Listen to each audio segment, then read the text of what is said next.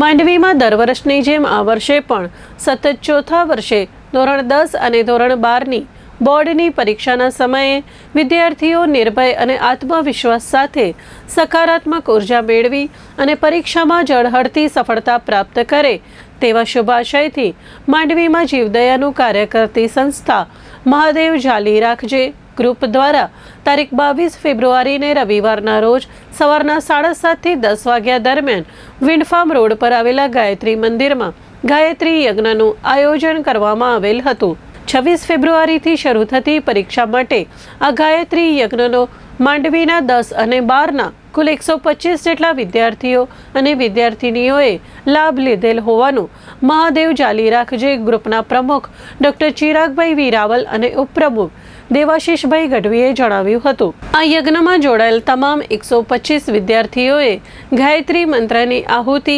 યજ્ઞ ભગવાનને સમર્પિત કરી તે ઉર્જા દ્વારા તેઓ પરીક્ષામાં જ્વલંત સફળતા પ્રાપ્ત કરવા પ્રાર્થના કરી હતી। સમગ્ર કાર્યક્રમનું સંચાલન મહાદેવ જાલી રાખજે ગ્રુપના પ્રમુખ ડોક્ટર ચિરાગભાઈ રાવલે કરેલ હતું, જ્યારે ઉપપ્રમુખ દેવાશીષભાઈ ગઢવીએ આભાર દર્શન કરેલું હતું।